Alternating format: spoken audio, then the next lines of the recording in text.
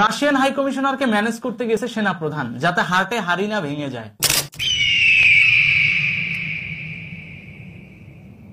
নিজেদের অস্তিত্ব টিকিয়ে রাখার জন্য এখন দৌড়ঝাঁপ ইতিমধ্যে শুরু করে দিয়েছে। কূটনৈতিক গোষ্ঠীরা যেন তাদের ফেভারে থাকে বা কোনো মতে যেন অ্যাটলিস্ট ম্যানেজ করা যায়, এই জন্য তড়িঘড়ি করে গেছে রাশিয়ান এম্বাসিতে, যাতে রাশিয়ান হাই কমিশনারের মাধ্যমে বিষয়টা স্বাভাবিকভাবে ম্যানেজ করা সম্ভব হয়। বঙ্গবন্ধু মুক্তিযুদ্ধকে অস্বীকার করে জামাতের এজেন্ডা বাস্তবায়ন করে এরা আবার মুক্তিযুদ্ধের পক্ষের শক্তির সঙ্গেই গেছে হাত মিলাইতে মুক্তিযুদ্ধের অজুহাত নিয়ে।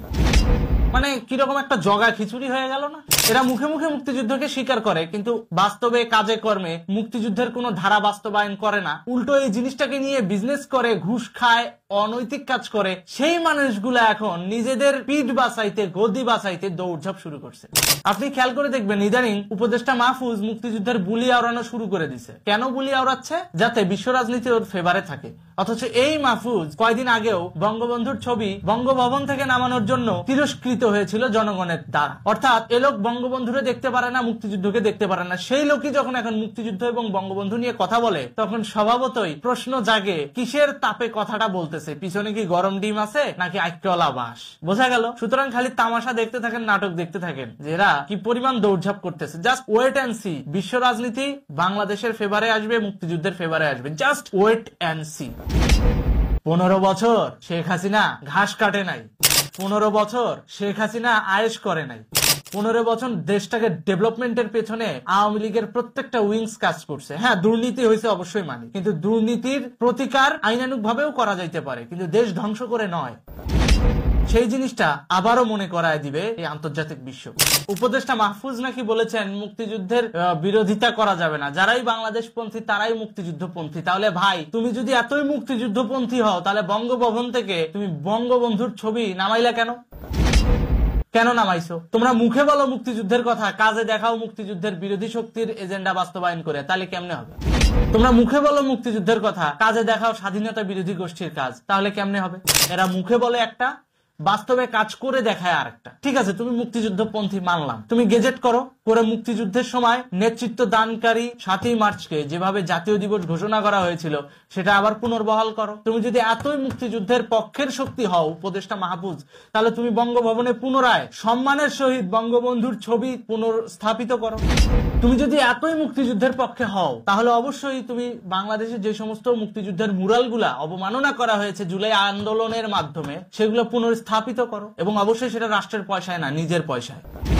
আরেকটা বিষয় হচ্ছে, যদি তুমি সত্যিই বাংলাদেশ পন্থী এবং মুক্তিযুদ্ধ পন্থী হও, তাহলে সরাসরি পাকিস্তানের বিরুদ্ধে কথা বলো, দেখো হ্যাডম থাকলে বলে দেখাও, কারণ মুক্তিযুদ্ধে পাকিস্তানই তো আমাদের প্রতিপক্ষ ছিল। তুমি যদি এতই মুক্তিযুদ্ধপন্থী হও, তাহলে উপদেষ্টা মাহফুজ তোমাকে বলছি, তাহলে পুনরায় মুক্তিযুদ্ধে শেখ মুজিবুরের অবদানকে স্বীকার করো, এবং অতীতে তুমি তাদের নামে যে মিথ্যাচার করছো সেটার ভুল স্বীকার করে জাতির কাছে ক্ষমা চাও। জাতির কাছে ক্ষমা চাইতে পারবা না, মুক্তিযুদ্ধের ইতিহাস বিক্রি করবা, আর ক্যামেরার সামনে এসে ডায়লগ দিবা যে আমি তো মুক্তিযুদ্ধপন্থী। এগুলো নাটক বাদ দাও। তো যারা এই সমস্ত নিউজকে প্রমোট করছেন, করে ক্যাম্পেইন চালাচ্ছেন যে উপদেষ্টা মাহফুজ তো মুক্তিযুদ্ধের পক্ষে, তাদের পক্ষে একটা কথাই বলবো, মুখের কথা আর অন্তরের কথা আর হচ্ছে প্র্যাকটিক্যাল কাজ, সেটা কিন্তু দৃশ্যমান অতীতে হয়েছে যে ওরা আসলে কোন পন্থী। এখন যেটা করতেছে এটা সিম্পলি ডায়লগবাজি ছাড়া কিছুই না। রাশিয়ার সাথে সম্পর্ক ভালো করার জন্য ডায়লগবাজি করতেছে। কেন বললাম রাশিয়ার সাথে সম্পর্ক ভালো করার জন্য ডায়লগবাজি করতেছে? চলেন একটা ছবি দেখে আসি।